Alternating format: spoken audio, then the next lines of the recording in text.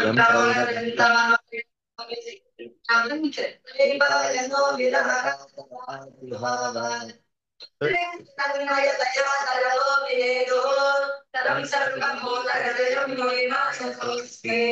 ನಾರಾಯಣಂ ನಮಸ್ಕೃತ್ಯ ನರಂ ಚೈವ ನರೋತ್ತಮಂ ದೇವೀಂ ಸರಸ್ವತೀಂ ವ್ಯಾಸಂ ತतो ಬ್ರಹ್ಮಮುನಿರಯೇ. ನಾಮರೂಪಾತ್ಮಕವಾದ ಪ್ರಪಂಚದಲ್ಲಿ ಸೇರಿರುವಂತಹ ಈ ಪ್ರಕೃತಿ ಪುರುಷ ಇಬ್ಬರು ವರದವು ಪರಮೇಷ್ಠಿನವು ಅಂತ ಚಿಂತನೆ ಮಾಡಿ ಹೀಗೆ ಅಧಿಸ್ತೋತ್ರ ಮಾಡಿ ವರದನಾದ ಆ ಕಾಣಿಸ್ತಾ ಇರ್ಲಿಲ್ಲ, ಈಗ ಕಾಣಿಸ್ತಾ. ನಂಗೆ ಕಾಣಿಸ್ತಿದೆ ಹೇಳು. ಎಷ್ಟನೇ ಶ್ಲೋಕ? ಒಂದೊಂದ್ಸಲ ಕೇಳತ್ತೆ, ಒಂದೊಂದ್ಸಲ ಕಾಣಿಸಲ್ಲ, ಮರೆಯಾಗ್ಬಿಡ್ತೀನಿ. ಅಶರೀರವಾಣಿ ಹಾ, ಸ್ಟ್ರಕ್ ಆಗ್ಬಿಟ್ಟಿದ್ಯಾ?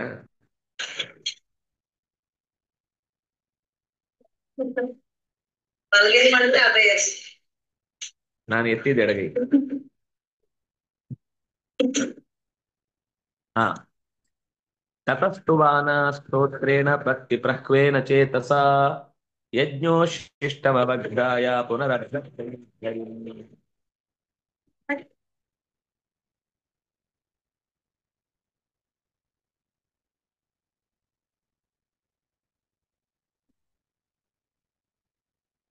15.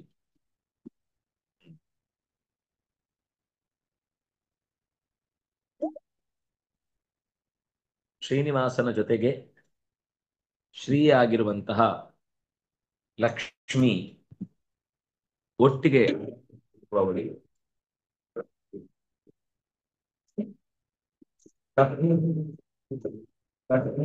ಕಾರ್ಯೋಪಹರಣ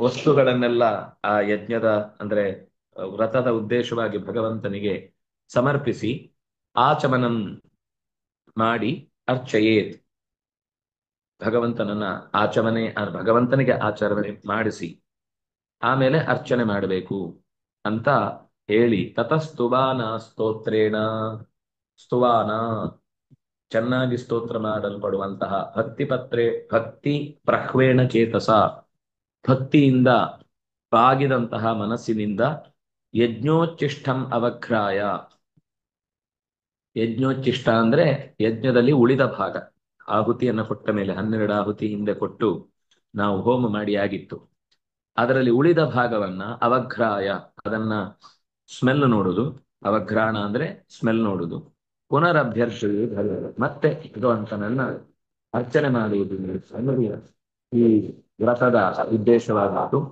ಪತಿಂಚ ಪರಯಾ ಭಕ್ತ್ಯಾ ಮಹಾಪುರುಷ ಚೇತಸ ಪ್ರಿಯೈಸ್ತೈಸ್ತೈರುಪನ್ಯಗಾತೇನ ಸ್ವಯಂ ಪತಿ.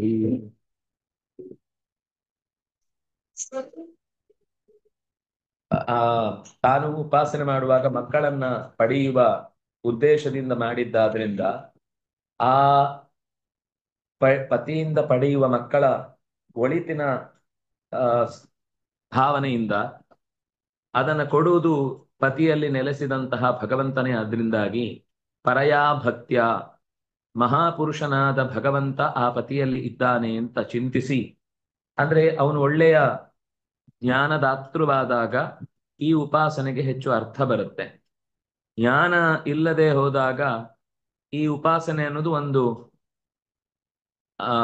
ರೂಢಿಯಲ್ಲಿ ಏನು ಕೇವಲ ಒಂದು ಆಚರಣೆಯ ಲೆಕ್ಕದಲ್ಲಾಗತ್ತೆ ಹೊರತು, ಅದಕ್ಕೋಸ್ಕರ ಅಲ್ಲಿ ಹೇಳಿದ್ರು ಮಹಾಪುರುಷ ಚೇತಸ, ಮಹಾಪುರುಷನಾದ ಪರಮಾತ್ಮನನ್ನು ಅವನಲ್ಲಿ ನೆನೆದು ಪ್ರಿಯೈಹಿ ತೈಹಿ ತೈಹಿ ಉಪಚರೇ, ಅವನಿಗೆ ಯಾವುದು ಅತ್ಯಂತ ಹಿತವೋ, ಆಹಾರ ವಿಹಾರ ಅಥವಾ ಇನ್ನೇನು ಅವನು ಸಂತೋಷ ಪಡ್ತಾನೋ ಅವನನ್ನ ಪ್ರೇಮಶೀಲ, ಪತಿಯಲ್ಲಿ ಭಗವಂತ ಸ್ವಯಂ ಪ್ರೇಮಶೀಲನಾಗಿ ಆ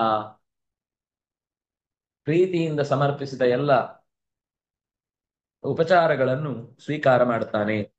ಬಿಭ್ರಿಯಾತ್ ಸರ್ವಕರ್ಮಾಣಿ ಪತ್ನ್ಯಾ ಉಚ್ಚಾವಚಾನಿ ಚ ಕೃತಮೇಕತರ ತರೇಣ ದಂಪತ್ಯೋರುಭಯೋರಪಿ ಬಿಭ್ರೂಯಾತ್ ಸರ್ವಕರ್ಮಾಣಿ. ಎಲ್ಲ ಕರ್ತವ್ಯಗಳನ್ನು ಕೂಡ ಇಬ್ಬರೂ ಸೇರಿ ಆ ಪೂಜೆಯ ವ್ಯವಸ್ಥೆಯಲ್ಲಿ ಆ ಅವಳಲ್ಲಿ ಏನಾದ್ರೂ ಉಚ್ಚಾವಚಾನಿ ಸ್ವಲ್ಪ ಹೆಚ್ಚು ಕಮ್ಮಿ ನಡೆದ್ರೂ ಕೂಡ ಅದನ್ನ ಧರಿಸ್ಬೇಕು, ಅಂದ್ರೆ ಅದನ್ನ ಸಹಿಸ್ಬೇಕು. ಯಾಕಂದ್ರೆ ಯಾರು ಪರಿಪೂರ್ಣರಲ್ಲ. ಏನೋ ಮಾಡುವಾಗ ಒಂದೊಂದು ವ್ಯವಸ್ಥೆಯನ್ನು ಒಬ್ಬೊಬ್ಬರು ಒಪ್ಪಿಕೊಳ್ಳುವಾಗ ಅದರಲ್ಲಿ ಏನೋ ಒಂದು ಚೂರು ಅವಘಡಗಳು ಅಥವಾ ಆ ಯಥಾಸ್ಥಿತಿಯಿಂದ ವಿಪರೀತವಾದ ಚಟುವಟಿಕೆಗಳೇನಾದ್ರೂ ನಡೆದರೂ ಏಕತರೇಣಾಪಿ ಯಾರೋ ಒಬ್ರು ಅಂಥ ಚಿಂತನೆಯಲ್ಲಿ ದಾರಿ ತಪ್ಪಿದ್ರು ಕೂಡ ಪರಸ್ಪರ ಒಬ್ರಿಗೊಬ್ರು ಸಹಕಾರವನ್ನು ಕೊಟ್ಟು ದಂಪತ್ಯೋ ಉಭಯೋರಪಿ ಏಕತರೇಣಾಪಿ ಒಬ್ರಾದ್ರೂ ಅದನ್ನ ಹೆಚ್ಚು ಅರ್ಥಪೂರ್ಣವಾಗಿ ಪೂಜೆಯನ್ನ ಪೂರ್ಣಗೊಳ್ಳುವುದಕ್ಕೆ ಬೇಕಿರುವ ಸಹಕಾರವನ್ನು ನೀಡಬೇಕು. ಅಂದ್ರೆ ನಾವು ತಪ್ಪು ಮಾಡಿದ್ರು ನಾನೇನ್ ಮಾಡ್ಲಿ ಅಂತ ಇಬ್ರು ಕೈ ಚೆಲ್ಲಿ ಕೂಡುದಲ್ಲ. ಒಬ್ರಿಗೆ ಆಗ್ಲಿಲ್ಲ ಅಂದ್ರೆ ಇನ್ನೊಬ್ರು ಅವರಿಗೆ ಜೊತೆಯಾಗಿ ಸಹಕಾರಕ್ಕೆ ನಿಲ್ಬೇಕು. ಪತ್ನ್ಯಾಂ ಕುರ್ಯಾದನರ್ಹಾಯಾಂ ಪತಿರೇತತ್ ಸಮಾಹಿತಃ ವಿಷ್ಣು ವ್ರತವಿದಂ ಬಿಭ್ರತ್ ನವಿಹನ್ಯಾತ್ ಕಥಂಚನ.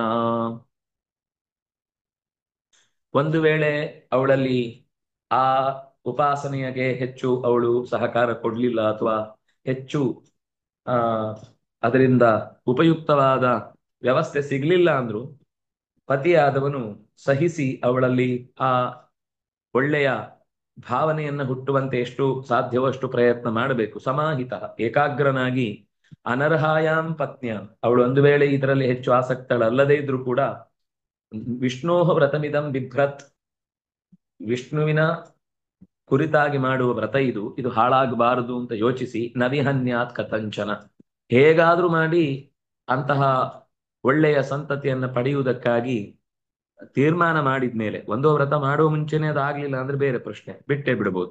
ಆದ್ರೆ ವ್ರತ ಶುರುವಾದ್ಮೇಲೆ ಏನೋ ಒಂದು ಸಣ್ಣ ವೈಮನಸ್ಯ ಉಂಟಾಗಿ ಅದು ಮಧ್ಯದಲ್ಲಿ ಯಾರದ್ದೋ ಒಬ್ಬರ ಕಾರಣದಿಂದ ನಿಲ್ಲುವಂತೆ ಅಂತ ಅವ್ಯವಸ್ಥೆಯನ್ನ ಮಾಡಿಕೊಳ್ಬಾರ್ದು. ನವಿಹನ್ಯಾತ್ ಕಥಂಚನ, ಹೇಗಾದ್ರೂ ಮಾಡಿ ಅದನ್ನ ವ್ರತ ಪೂರ್ತಿ ಆಗುವ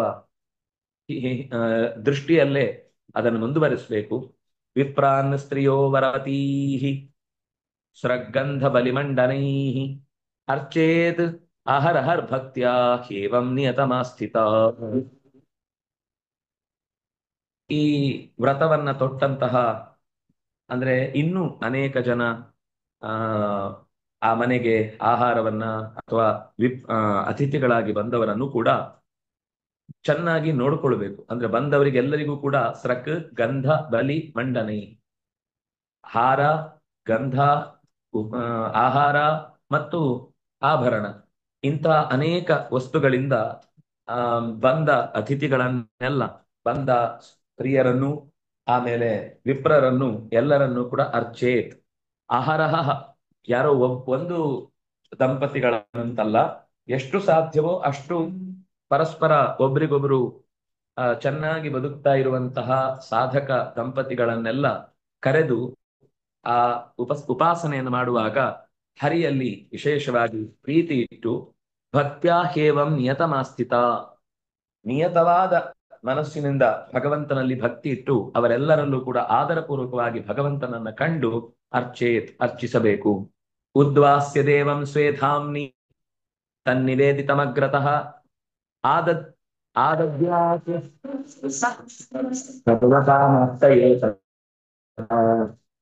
ಆಯ್ತು. ಇದೆಲ್ಲ ಅಂದ್ರೆ ಅವರಿಗೆಲ್ಲ ಆತಿಥ್ಯ ಮಾಡಿ ಆಯ್ತು ಅಂದ್ರೆ ಅವಾಗ ಅದು ಅಂದ್ರೆ ವ್ರತದ ಪೂರ್ಣತೆಗೆ ಹತ್ರ ಬಂತು ಅಂತ ಲೆಕ್ಕ.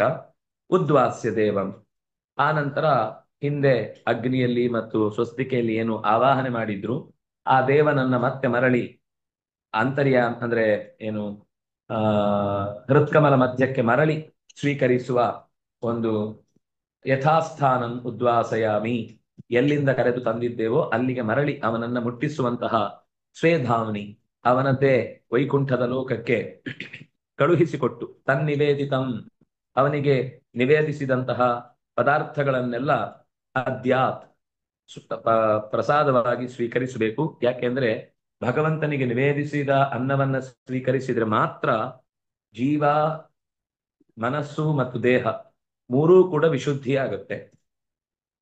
ಶುದ್ಧಿ ಆಗದೆ ನಾವು ಎಷ್ಟು ವ್ರತಾನುಷ್ಠಾನಗಳನ್ನ ಮಾಡಿದ್ರೂ ಕೂಡ ಅದು ಫಲಿಸುವುದಿಲ್ಲ. ಹಾಗಾಗಿ ತನ್ನಿವೇದಿತಂ, ಅವನ ಮುಂದೆ ಇಟ್ಟು ನಿವೇದನೆ ಮಾಡಿದ ಅಂದ್ರೆ ಅಡಿಗೆ ಮನೆಗೆ ಹೋಗಿ ಸೀದೊಂದು ತೀರ್ಥ ಹಾಕಿಬಿಟ್ಟು ನೈವೇದ್ಯ ಆಯಿತು ಅಂತ ಹೇಳುವ ಒಂದು ದುಸ್ಥಿತಿ ಇದೆ.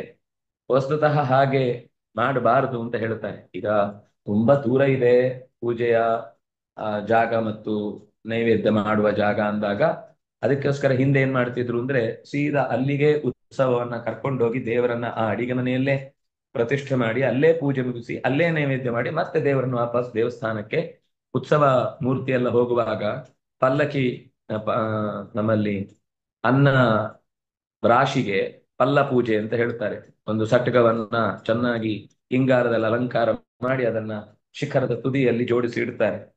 ಅದು ಅನ್ನ ಬ್ರಹ್ಮ ಅಂತ ಲೆಕ್ಕ. ಅಲ್ಲಿಗೆ ದೇವರನ್ನ ಕರ್ಕೊಂಡು ಹೋಗಿ ನೈವೇದ್ಯ ಮುಗಿದ ನಂತರ ವಾಪಸ್ಸು ಮತ್ತೆ ದೇವಸ್ಥಾನಕ್ಕೆ ಅಥವಾ ಉತ್ಸವದ ಮಂಟಪಕ್ಕೆ ಬರುವುದು ಕ್ರಮ.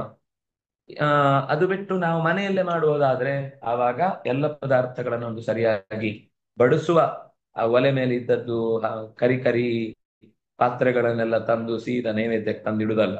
ಅವನು ನೆಲ ಒರೆಸೋನ ಆಮೇಲೆಲ್ಲ ನೆಲ ಕಪ್ಪು ಕಪ್ಪಾಗಿ ಅವನು ಶುದ್ಧಿ ಮಾಡುವಾಗ ಅದೊಂದು ದೊಡ್ಡ ಕೆಲಸ ಆಗ್ಬಿಡಬಾರ್ದು ಅವನಿಗೆ.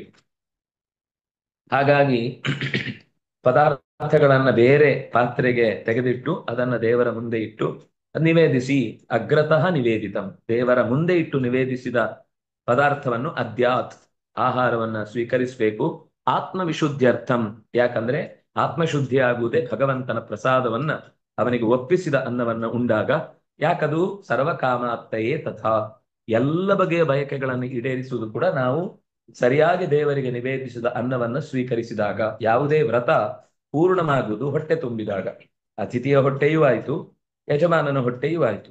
ಯಾಕೆಂದ್ರೆ ಆ ಯಜ್ಞದ ಪರಿಸಮಾಪ್ತಿ ಅಂತ ಯಾವುದೇ, ಅದು ಯಜ್ಞ ಅಂದ್ರೆ ಕೇವಲ ಕುಂಡದಲ್ಲಿ ಮಾಡಿದ್ದು ಮಾತ್ರ ಅಲ್ಲ, ಈಗ ಉತ್ಸವಗಳಿರ್ಬಹುದು ಅಥವಾ ಇನ್ನೇನೇ ಸಂಸ್ಕಾರಗಳಿರಬಹುದು, ಯಾವುದೇ ಕರ್ತವ್ಯಗಳನ್ನ ನಡೆಸಿದ ಮೇಲೂ ಕೂಡ ಬಂದವರನ್ನ ಹಸಿ ಹೊಟ್ಟೆಯಲ್ಲಿ ಹಾಗೆ ಅಂದ್ರೆ ಹಸಿದುಕೊಂಡು ಅವರನ್ನ ಹೋಗುವಂತೆ ಮಾಡಬಾರದು.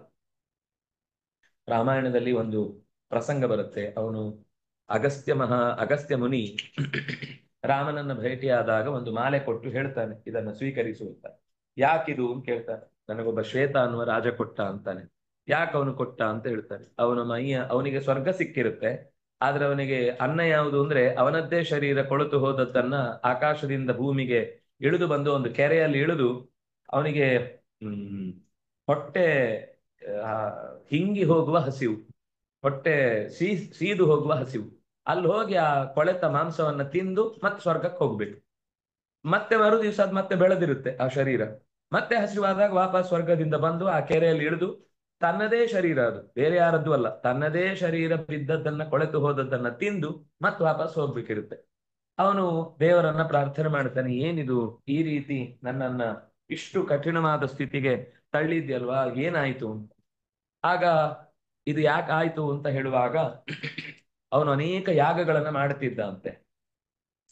ಆದ್ರೆ ಯಾಗ ಮಾಡಿ ಅವರು ಹೊರಟು ಹೋಗುವಾಗ ಮನೆಗೆ ಹೋಗಿ ಊಟ ಮಾಡಿ ಅಂತ ಹೇಳಿ ಕಳಿಸೋನು.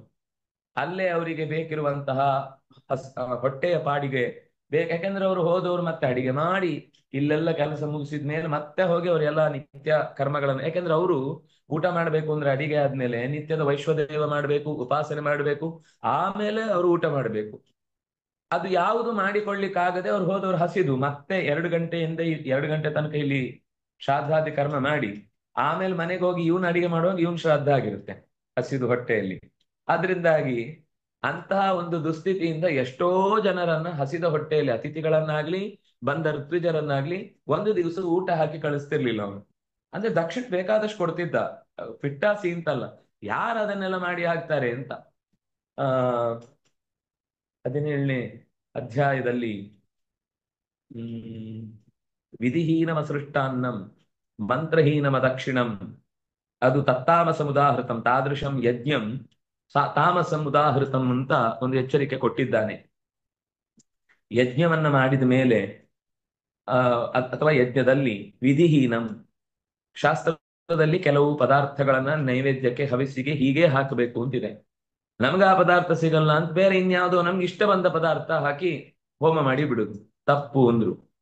ಅಲ್ಲಿ ಏನು ಹೇಳಿದ್ದಾರೋ ಅದೇ ಅನ್ವಾಧಾನದ ಕ್ರಮದಲ್ಲಿ ಪದಾರ್ಥವನ್ನ ದೇವರಿಗೆ ಒಪ್ಪಿಸಿ ಸ್ವೀಕಾರ ಮಾಡಬೇಕು ಹೊರತು ನಮ್ಗೆ ಇಷ್ಟ ಅಂತ ಹೇಳಿ ದೇವರಿಗೂ ಕೂಡ ಅದನ್ನ ಯಜ್ಞದಲ್ಲಿ ಆಹುತಿ ಕೊಟ್ಟು ಹವಿಷ್ಯವಲ್ಲದ ದ್ರವ್ಯವನ್ನ ನಿವೇದಿಸಿ ನಾವು ದೇವರಿಗೆ ನಿವೇದಿಸಿದ್ದನ್ನೇ ತಿನ್ನುವುದು ಅಂತ ಸಮರ್ಥಿಸಿಕೊಳ್ಳುವಂತಹ ವಿಧಿಹೀನವಾದ ಕರ್ಮಗಳನ್ನ ಮಾಡಬಾರದು. ಅದು ಅನ್ನ ಅಂತ ಮಾತ್ರ ಅಲ್ಲ, ಯಾವುದೇ ಒಂದು ಕರ್ಮಾಂಗಗಳನ್ನು ಮಾಡುವಾಗ ಅದಕ್ಕೆ ಸಂಬಂಧಪಟ್ಟಂತೆ ಕೆಲವು ಮುಖ್ಯವಾದ ವಿಧಾನಗಳಿವೆ.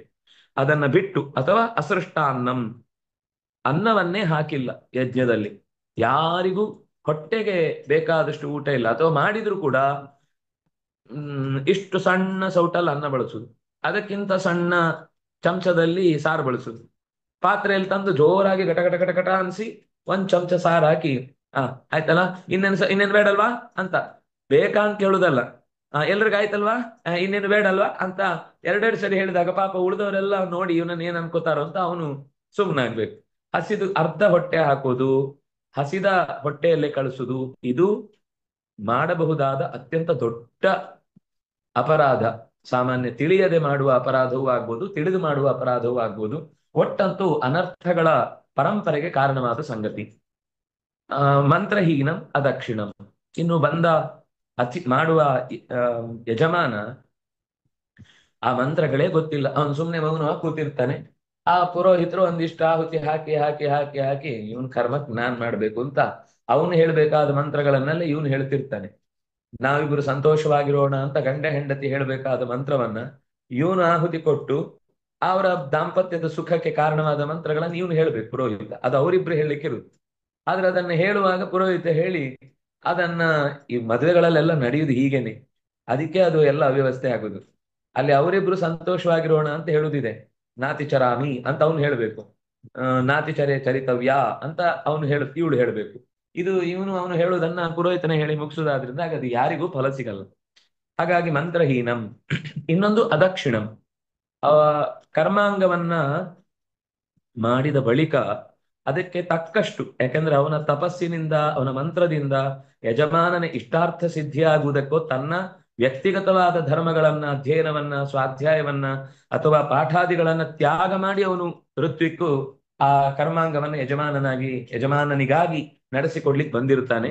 ಅದಕ್ಕೆ ತಕ್ಕಷ್ಟು ದ್ರವ್ಯವನ್ನ, ಸಂಪತ್ತನ್ನ ಅವನಿಗೆ ಕೊಟ್ರೆ ಆವಾಗ ಅದು ಯಜ್ಞದ ಫಲ ಸಿಗುತ್ತೆ. ಇಲ್ಲದೆ ಇದ್ರೆ ಯಾವ ಕಾಮನೆಗಳು ಕೂಡ ಅವನಿಗೆ ಪೂರ್ತಿ ಆಗಲ್ಲ. ಅದರಿಂದಾಗಿ ಸರ್ವಕಾಮಾಪ್ತಯೇ ಅನ್ನದಾನ ಅಂತ ಅನ್ನೋದು ಯಾಕೆ ಅಂದ್ರೆ, ಯಾವ ಕರ್ಮಾಂಗಗಳಲ್ಲಿ ಅಕಸ್ಮಾತ್ ತಿಳಿಯದೆ ಅಥವಾ ನಮ್ಮ ಕೈ ಮೀರಿ ಏನಾದ್ರೂ ದ್ರವ್ಯಲೋಪ, ಕರ್ಮಲೋಪ, ಕ್ರಿಯಾಲೋಪ, ಸರ್ವಲೋಪ ಅದಾಗುದಿಲ್ಲ. ಸರ್ವಲೋಪ ಮಾಡಿದ್ರೆ ಆಗುದಿಲ್ಲ. ಸಣ್ಣ ಪುಟ್ಟ ಲೋಪದೋಷಗಳಾಗಿದ್ರೆ ಅದು ಅನ್ನದಾನದ ಕರ್ಮಾಂಗದಿಂದ ಆ ದೋಷಗಳೆಲ್ಲ ಪರಿಹಾರ ಆಗುತ್ತೆ ಅಂತ ಇರುದು. ಹಾಗಾಗಿ ಬಂದ ಅತಿಥಿಗಳನ್ನ ವರವತೀಹಿ ಅರ್ಚೇತ್ ಅದ್ಯಾತ್, ಆ ದೇವರ ಪ್ರಸಾದವನ್ನೇ ಸ್ವೀಕಾರ ಮಾಡಬೇಕು. ಎಲ್ಲರೂ ಜೊತೆ ಸೇರಿ ಉಂಡು ಆತ್ಮವಿಶುದ್ಧ್ಯರ್ಥಂ ಸರ್ವಕಾಮಾಪ್ತಯೇ ತಥಾ ಅಂತ ನಿರೂಪಣೆಯನ್ನು ಮಾಡಿದ್ರು.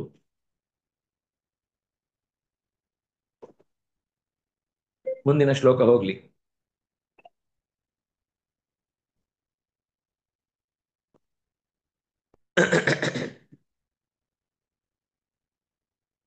ಏತೇನ ಪೂಜಾ ವಿಧಿನಾ ಮಾಸಾನ್ ಸಾಧ್ವಿ ಕಾರ್ತಿಕೇ ಹಿಂದೆ ಹೇಳಿದ ಹಾಗೆ ಕಾರ್ತಿಕ ಮಾಸದಲ್ಲಿ ಆರಂಭಗೊಂಡದ್ದು ಮತ್ತೆ ಕಾರ್ತಿಕ ಮಾಸದ ಕೊನೆಯಲ್ಲೇ ಅದು ಚರಮೇ ಅಹನಿ, ಕಾರ್ತಿಕೇ ಚರಮೇ ಅಹನಿ, ಕಾರ್ತಿಕ ಮಾಸದ ಕೊನೆಯ ದಿವಸಕ್ಕೆ ಉಪರಮೇತ್ ಮುಕ್ತಾಯಗೊಳಿಸಬೇಕು.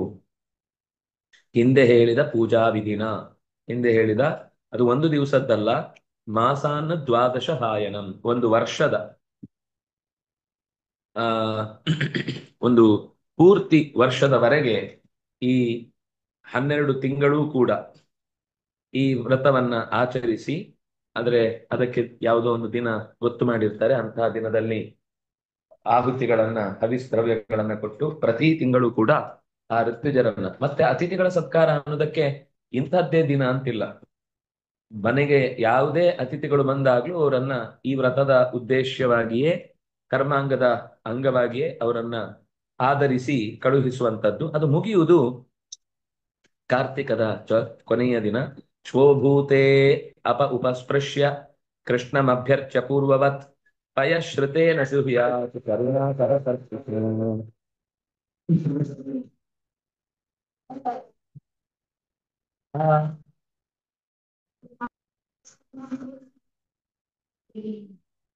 ಈ ಒಂದು ವರ್ಷದ ಪ್ರತಿ ತಿಂಗಳಲ್ಲಿ ನಡೆಸಿದ ಕಾರ್ಯ ಮುಗಿದ ಮರುದಿನ ಶೋಭೂತೆ.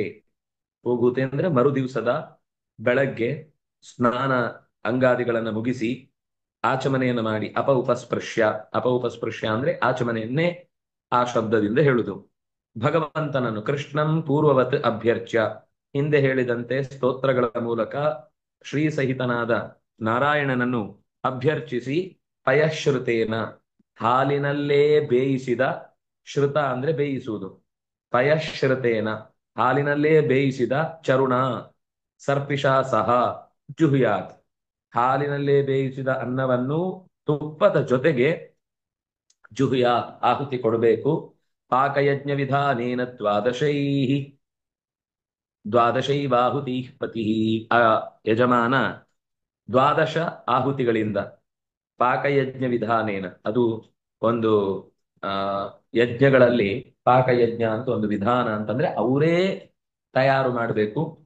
ಅವರೇ ಮನೆಯಲ್ಲಿ ಕಟ್ಟಿಗೆಯಿಂದಲೇ ಅಂದ್ರೆ ಕೆಲವು ದ್ರವ್ಯ ನಿಯಮ, ಇಂಧನ ನಿಯಮ, ಪಾತ್ರೆಗಳ ನಿಯಮ ಇತ್ಯಾದಿಗಳಿಂದ ಆ ವಿಧಾನವನ್ನ ಹೇಳುತ್ತಾರೆ. ಆ ಕ್ರಮದಲ್ಲಿಯೇ ಅಂದ್ರೆ ಬೇಯಿಸಿ ಆ ನಂತರ 12 ಆಹುತಿಗಳನ್ನ ಕೊಡಬೇಕು. ಬ್ರಾಹ್ಮಣಾನ್ ಭೋಜಯೇತ್ ಭಕ್ತ್ಯಾ ತ್ವನ್ನಾದ್ಯೈ ದ್ವಾದಶಾತ್ಮವಿತ್ ತೇಭ್ಯೋ ದದ್ಯಾತ್ ತಿಲಾನ್ ರಾಜನ್ ಸೋದಪಾತ್ರಾನ್ ಇಡಾನ್ವಿತಾನ್. ಮನೆಗೆ ಬಂದ ಅತಿಥಿಗಳನ್ನ ಭಕ್ತ್ಯಾ ಭೋಜಯೇತ್, ಮನೆಗೆ ಅತಿಥಿಗಳು ಬಂದಾಗ ಒಳಗಿನಿಂದ ಪಾತ್ರೆಯನ್ನು ಎತ್ತಾಕಿ ಇವರೆಲ್ಲ ಯಾಕೆ ಬಂದ್ರು ಅಂತ ಅವರಿಗೆ ಪಾತ್ರೆಯಿಂದಲೇ ಉತ್ತರ ಕೊಟ್ಟು ನೆಕ್ಸ್ಟ್ ಸರ್ತಿ ಅವ್ರು ಬರಲೇಬಾರದು ಅನ್ನೋ ತರದ ಅವ್ಯವಸ್ಥೆಗಳನ್ನು ಮಾಡಬಾರದು.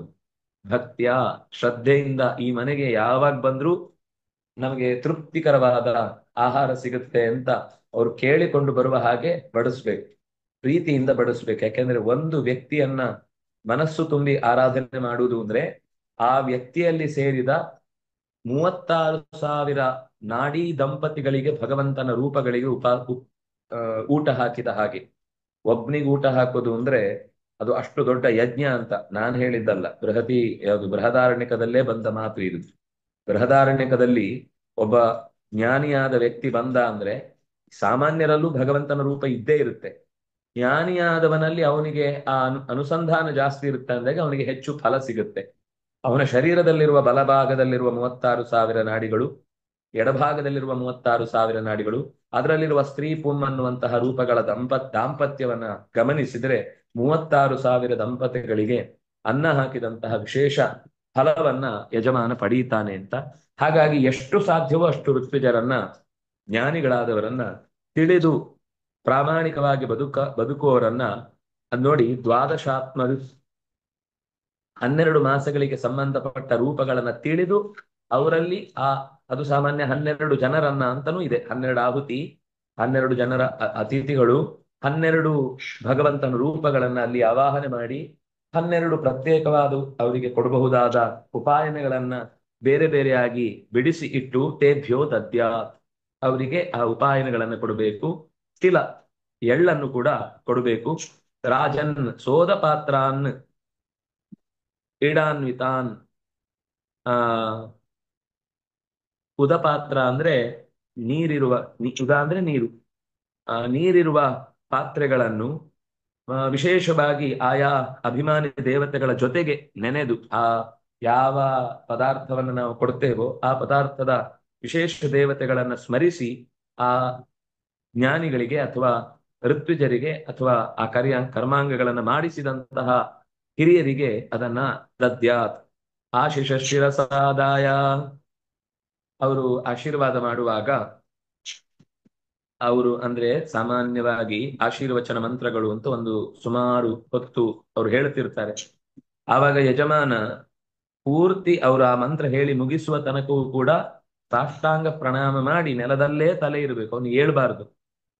ಆಶಿಷಃ ಶಿರಸಾ ಆದಾಯ, ತಲೆಯನ್ನ ಪೂರ್ತಿ ಅವರ ಪಾದದ ಬುಡಕ್ಕೆ ನಮಸ್ಕರಿಸುವ ಹಾಗೆಯೇ ಇದ್ದು ಅವರೆಲ್ಲ ಆಶೀರ್ವಾದನ ಮಂತ್ರಗಳನ್ನ ಹೇಳಿ ಮಂತ್ರಾಕ್ಷತೆಯನ್ನು ಹಾಕಿದ ಮೇಲೆ ಹೇಳ್ಬೇಕು.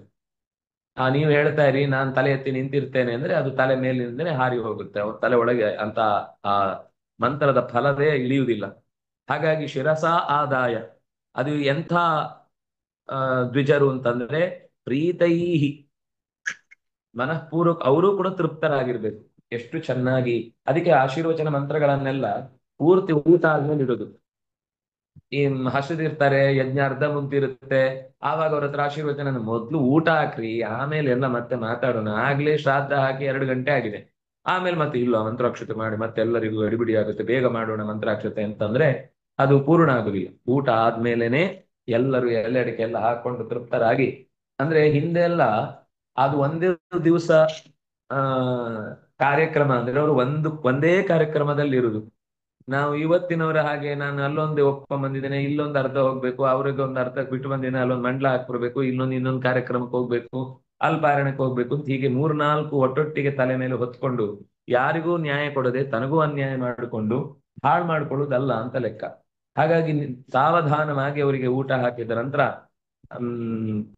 ಕ್ರಮುಖ ತಾಂಬೂಲಂ ಸಮರ್ಪಯಾಮಿ ಅಂತಾನೆ ದೇವರಿಗೂ ಕೊಡುವಾಗ ಕ್ರಮುಖ ಮತ್ತು ತಾಂಬೂಲ. ಕ್ರಮುಖ ಅಂದ್ರೆ ಅಡಿಕೆ, ತಾಂಬೂಲ ಅಂದ್ರೆ ಎಲೆ ಅಡಿಕೆಗಳನ್ನ ಚೆನ್ನಾಗಿ ಭಗವಂತನಿಗೆ ನಿವೇದಿಸಿದ್ದನ್ನೇ ಅವರಿಗೂ ಕೊಟ್ಟು, ಆ ನಂತರ ಪ್ರೀತೈಹಿ ತೃಪ್ತರಾದಂತಹ ಅವರಿಂದ ಸಮೀರಿತಾಹ, ಬಾಯಿ ಬಿಟ್ಟು ಮಂತ್ರಗಳನ್ನ ಹೇಳುವ ಅವರ ಆ ಆಶೀರ್ವಾದಕ್ಕೆ ನಾವು ಕಿವಿಯಾಗಿ ಮೈಯಾಗಿ ಭೂಮಿಗೆ ಬಾಗಿ ಆ ಮಂತ್ರಾಕ್ಷತೆಯನ್ನು ಸ್ವೀಕರಿಸಿ ಪ್ರಣಮ್ಯ ಶಿರಸಾ ಭಕ್ತ್ಯಾ ಭುಂಜೀತ ತದನುಜ್ಞೆಯ. ಮೊದಲು ಅವ್ರದೆಲ್ಲ ಊಟ ಆದ್ಮೇಲೆ ಅವರಿಂದ ಆಶೀರ್ವಚನ ಮಂತ್ರ ತಗೊಂಡು ಅವರನ್ನ ಕಳುಹಿಸಿದ ಮೇಲೆ ಮನೆ ಯಜಮಾನ ಊಟ ಮಾಡ್ಬೇಕು. ಇವನು ಅವರನ್ನೆಲ್ಲ ಕೂಡಿಸಿ ನಾನು ಒಂದ್ ಮಧ್ಯೆ ಊಟ ಮಾಡಿ ಎದ್ದು ಬಿಡ್ತೇನೆ ಅಂತ ಒಂದು ತುದಿಯಲ್ಲಿ ಜಾಗ ಬಿಟ್ಕೊಂಡು ಅವನು ಕೂತು ಎದ್ದು ಹೋಗುದಲ್ಲ. ಊಟಕ್ಕೆ ಅವರಿಗೆಲ್ಲ ಒಂದೊಂದು ಪದಾರ್ಥಗಳನ್ನು ಬಡಿಸುವಾಗ ಎಲ್ಲಾ ಪದಾರ್ಥಗಳು ಎಲ್ಲರಿಗೂ ಸಮವಾಗಿ ಅಥವಾ ಅಗತ್ಯ ಇದ್ದಷ್ಟು ಕಾಲಕ್ಕೆ ಸರಿಯಾಗಿ ಬಂತೋ ಅಂತ ವಿಚಾರಿಸಿ ಅವರಿಗೆ ಸಾವಕಾಶವಾಗಿ ಊಟ ಮಾಡಿ ಅಂತ ಹೇಳಿ ಆ ಯಜ್ಞದ ಪೂರ್ಣತೆಗೋಸ್ಕರ ದಕ್ಷಿಣೆ ಇತ್ಯಾದಿಗಳನ್ನ ಕೊಟ್ಟು, ಆಮೇಲೆ ಮತ್ತೆ ಕೊನೆಯಲ್ಲಿ ಒಂದ್ಸರ್ತಿ ಎಲ್ಲರಿಗೂ ಆ ಪಾನೀಯವನ್ನ ತೃಷೆಗೆ ಪರಿಹಾರಕ್ಕೆ ಬೇಕಿರುವಂತಹ ಪಾನೀಯವನ್ನ ಕೊಟ್ಟು, ಆಮೇಲೆ ಅವನು ಅವ್ರ ಹತ್ರ ಕೆಲವು ಕಡೆ ಈಗಲೂ ಇದೆ, ಅವರು ಆಶೀರ್ವಚನ ಮಂತ್ರಗಳಲ್ಲ ಆಶೀರ್ವಾದಗಳನ್ನ ಹೇಳಿ ಅಂತ ಕೇಳ್ತಾರೆ. ಆವಾಗ ಅವರು ಇವತ್ತು ಮಾಡಿದ ಕರ್ಮಾಂಗ ಏನು, ಅದು ಯಾಕೆ ಮಾಡಿದ್ದು, ಅದರ ಉದ್ದೇಶ ಏನಿತ್ತು, ಅದರ ಫಲ ನಿಮಗೆ ಹೇಗೆ ಬರಲಿ, ನೀವು ಎಷ್ಟು ಅದಕ್ಕೆ ಮುತುವರ್ಜಿ ವಹಿಸಿ ಮಾಡಿದ್ದೀರಿ, ಇವತ್ತಿನ ದಿನ ಏನು, ಅಂತಹ ವಿಶೇಷತೆ ಏನು ಎಲ್ಲ ಹೇಳಿ, ಹೀಗೆ ಯಜ್ಞ ನಡೆದಿದೆ, ಅಂಗವಾಗಿ ಅನ್ನದ ಸಮಾರಾಧನೆ ನಡೆದಿದೆ. ಅಂತಹ ಸಮಾರಾಧನೆಯ ಪೂರ್ಣ ಫಲವನ್ನ ಎಲ್ಲ ಋತ್ವಿಗ್ ವರ್ಗವೂ ಕೂಡ ಮನಃಪೂರ್ವಕವಾಗಿ ಯಜಮಾನನಿಗೆ ಆಶೀರ್ವಾದ ಪೂರ್ವಕವಾಗಿ ಅನುಗ್ರಹಿಸ್ತಾ ಇದ್ದಾರೆ ಅಂತ ಹೇಳುವಾಗ ಎಲ್ಲರೂ ತಥಾಸ್ತು ಅಂತ ಹೇಳಿದ್ರೆ, ಆಮೇಲೆ ಅವರಿಗೆ ಕೈ ತೊಳಸಿ ಕರೆದು ಬಂದವರಿಗೆ ಚಾಪೆಯಲ್ಲಿ ಕೂಡಿಸಿ ಅವರಿಗೆ ಬೇಕಿರುವಂತಹ ಅನುಕೂಲತೆಗಳನ್ನೆಲ್ಲ ಮಾಡಿಕೊಟ್ಟ ನಂತರ ಆ ಮಂತ್ರಾಕ್ಷತೆಯಿಂದ ಅವರಿಂದ ಆಶೀರ್ವಾದವನ್ನು ಪಡೆದು ಅವರ ಅನುಜ್ಞೆಯಿಂದ ಭುಂಜೀತ, ಆಮೇಲೆ ಯಜಮಾನ ಮತ್ತು ಯಜಮಾಂತಿ ಕೂತು ಊಟ ಮಾಡಬೇಕು. ಆಚಾರ್ಯಂ ಅಗ್ರತಃ ಕೃತ್ವಾ ವಾಗ್ಯತಃ ಸಹ ಬಂಧುಭಿ ದದ್ಯಾ ಪತ್ನಿ ಶರೋ ಶೇಷಂ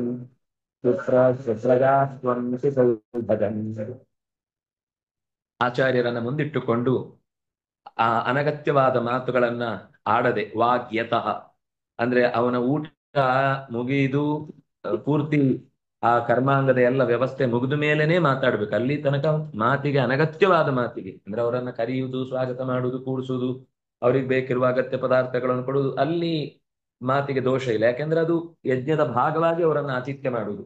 ಅಂತಹ ರೀತಿಯಲ್ಲಿ ಅವರನ್ನ ಆತಿಥ್ಯ ಮಾಡಿ ಬಂಧುಗಳನ್ನು ಕೂಡ ಚೆನ್ನಾಗಿ ಪ್ರೀತಿಯಿಂದ ಕರೆದು ಕೂಡಿಸಿ ಅವರಿಗೆಲ್ಲ ಬಡಿಸಿ ಆದ್ಮೇಲೆ, ಅಂದ್ರೆ ಮೊದಲು ಅತಿಥಿಗಳು, ಆಮೇಲೆ ಬಂಧುಗಳು, ಆಮೇಲೆ ತಾವು, ಈ ಎಲ್ಲ ಒಟ್ಟಿಗೆ ಅವ್ರು ಯಾರು ವ್ಯವಸ್ಥೆ ಬಡಿಸೋರು ಇರ್ತಾರೆ, ನಾವೆಲ್ಲ ಒಟ್ಟಿಗೆ ಬಡಿಸ್ಬಿಡ್ತೀವಿ ಅಂತ ನಾವೇ ನೋಡ್ಕೋತೀವಿ ಅಂತ ಅವರೇ ಲಡಿಕೆ ಕೊಡ್ತಾರೆ, ಅವರೇ ತಾಂಬೂಲ ಕೊಡ್ತಾರೆ, ಅವರೇ ತೆಂಗಿನಕಾಯಿ ಕೊಡ್ತಾರೆ, ಅವರೇ ಅದೇನು ಸ್ವೀಟ್ ಡಬ್ಬಿ ಇದ್ರೆ ಡಬ್ಬಿನೂ ಕೊಟ್ಬಿಡ್ತಾರೆ, ಕೊನೆಗೆಲ್ಲ ಹೋಗುವಾಗ ಹೊತ್ಕೊಂಡು ಹೋಗಿ ಅಂತ ಒಟ್ಟು ಕಳಿಸಿದ್ರೆ ಸಾಕು ಅಂತ ಕಾಯ್ತಿರ್ತಾರೋ. ಅದು ಹಾಗಲ್ಲ ವ್ಯವಸ್ಥೆ. ಬಂಧುಭಿ ಸಹ, ಬಂಧುಗಳ ಜೊತೆಗೆ ಮಾತಿನಲ್ಲಿ ಅವ್ರಿಗೆ ಏನ್ ಬೇಕೋ ಅಷ್ಟನ್ನ ಕೇಳಿ ವ್ಯವಸ್ಥೆ ಮಾಡಿ ಕೊನೆಗೆ ತಾನು ತನ್ನ ಮಡದಿಗೆ ಆ ಯಜ್ಞದಲ್ಲಿ ಉಳಿದ ಶೇಷವನ್ನ, ಚರೋಹು ಶೇಷಂ, ಆ ಯಜ್ಞದಲ್ಲಿ ಪಾತ್ರೆಯಲ್ಲಿ ಏನು ಆಹುತಿ ಕೊಟ್ಟು ಉಳಿದಿರುತ್ತೆ ಅದನ್ನ ಸುಪ್ರಜಾಸ್ತ್ವಂ ಸುಸೌಭಗಂ, ಒಳ್ಳೆಯ ಸಂತತಿಯನ್ನ ಪಡೆಯುವವಳಾಗು ಅಂತ ಅವಳನ್ನ ಆಶೀರ್ವದಿಸಿ ಆ ಪದಾರ್ಥವನ್ನ ಆಕೆಗೆ ಬಡಿಸಿ ಆಕೆ ಸ್ವೀಕರಿಸುವ ವ್ಯವಸ್ಥೆಯಲ್ಲಿ ಯಜಮಾನ ಮಾಡಿದ್ರೆ ಅಲ್ಲಿಗೆ ಅದು ಪೂರ್ಣ ಆಯಿತು ಅಂತ ಲೆಕ್ಕ. ಹೀಗೆ 25 ಶ್ಲೋಕ ಆಯ್ತು. ಇನ್ನೊಂದು ಚೂರಿದೆ, ಅದನ್ನ ಮತ್ತೆ ನಾಳೆಯ ಚಿಂತನೆಯಲ್ಲಿ ಅನುಸಂಧಾನ ಮಾಡೋಣ ಅಂತ ಹೇಳ್ತಾ, ಕಾಯೇನ ವಾಚ ಮನಸೇಂದ್ರಿಯೈರ್ವಾ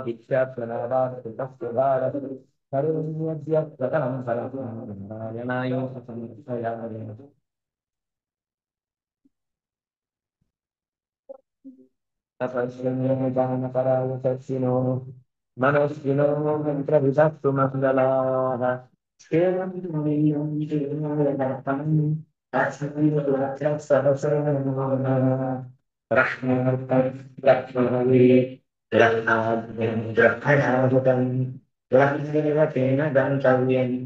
ಬ್ರಹ್ಮಕರ್ಮ ಸಮಾಧಿನಾ ಸರ್ವೇ ಭವಂತು ಸುಖಿನಃ ಸರ್ವೇ ಸಂತು ನಿರಾಮಯಾಃ ಸರ್ವೇ ಭದ್ರಾಣಿ ಪಶ್ಯಂತು ಮಾ ಕಶ್ಚಿತ್ ದುಃಖಭಾಗ್ ಭವೇತ್ ಧರ್ಮಸ್ಯ ವಿಜಯೋ ಭೂಯಾತ್